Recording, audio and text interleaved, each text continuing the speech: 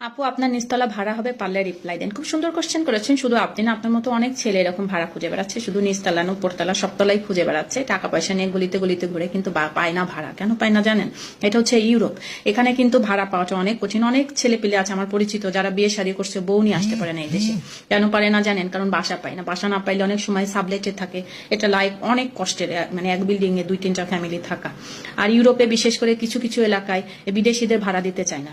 প্রথমত তারা মানে নিয়ম শৃঙ্খলা মানে না, বাসা পরিষ্কার রাখে না, বা আমাদের যে বাঙালি যে খাবার দাবার বাসার কিচেন এগুলো সব নষ্ট হয়ে যায়, হলুদ হয়ে যায়।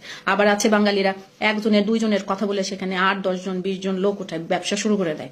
এক এক ঘরের মধ্যে 8-10টা খাট ফেলে দিয়ে ছেলে পেলে গোয়াল ঘরের মতো রাখে। এই জন্য এখানে ভাড়া পাওয়া অনেক কঠিন। আর ভাড়া পাওয়া তো কঠিন, এখানে আবার ভাড়া পেতে হলে আপনাকে কাগজপত্র ঠিক থাকতে হবে, আপনার কাজ থাকতে হবে, মানে ফিক্সড কাজ থাকতে হবে, আপনাকে অ্যাডভান্স টাকা দিতে হবে, আপনাকে একজন পরিচিত লোক থাকতে হবে যে গ্যারান্টি দেয়, তারপরে ভাড়া দেয়। হ্যাঁ, তো ভাড়া নেওয়ার আগে এগুলো চিন্তা করবেন যে ভাড়া দিতে পারবেন কিনা। আবাল কথা।